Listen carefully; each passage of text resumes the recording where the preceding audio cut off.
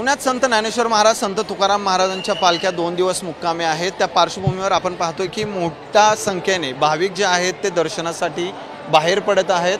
एकूणच या ठिकाणी काल आणि आज 2 दिवस या पालख्या असल्यामुळे पोलिसांचा मोठा बंदोबस्त आहे। नेमका हा बंदोबस्त शहरात आज उद्या कसा राहणार आहे हे आपण जाणून घेणार आहोत। माझ्यासोबत डीसीपी स्मार्थना पाटील मॅडम आहेत। मॅडम, खरं तर 2 दिवस पालख्या पुण्यात मुक्कामी आहेत, मोठ्या संख्येने भाविक सध्या बाहेर पडलेले दिसतात, कशा प्रकारचा सगळा बंदोबस्त आहे? ॲक्च्युली कालपासूनच पालखी संत ज्ञानेश्वर महाराज तुकाराम महाराजांची पालखी पुण्यामध्ये आहे। काल रात्री मुक्काम होता, आज मुक्काम आहे। उद्या पालखीचा मार्गक्रमण आज पुणे सिटीच्या हद्दीतून होणार आहे। परवा पालखी हे जाईल ग्रामीणच्या हद्दीमध्ये जवळपास जाईल, म्हणजे काही पालख्या उद्या जातील, काही परवा जातील।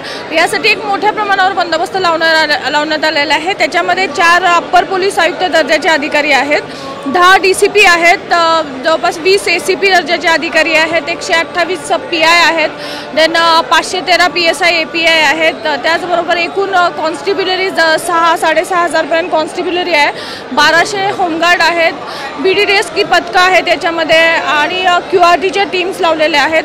असा एक मोठ्या प्रमाणावरती बंदोबस्त लावण्यात आलेला आहे, जो डे आणि नाईट शिफ्टमध्ये अहोरात्र वारकऱ्यांच्या सेवेशी सादर आहे।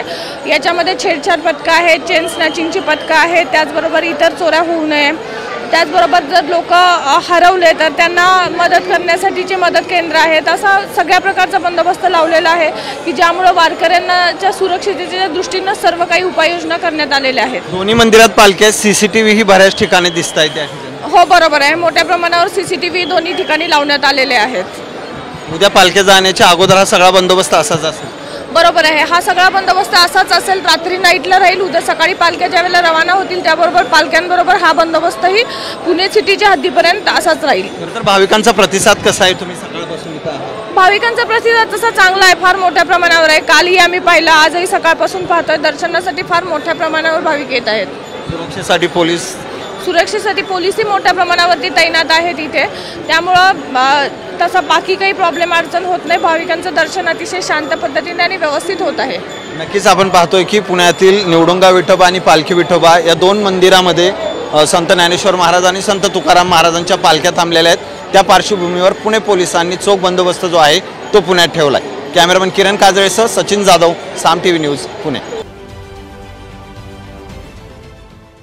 देश विदेशातील प्रत्येक घडामोडींचे लाईव्ह अपडेट मिळवण्यासाठी आता साम टीव्हीच्या सर्व सोशल मीडिया प्लॅटफॉर्मला लाईक, फॉलो आणि सबस्क्राईब करा। तसंच सर्व नोटिफिकेशनसाठी बेल आयकॉन प्रेस करायला विसरू नका।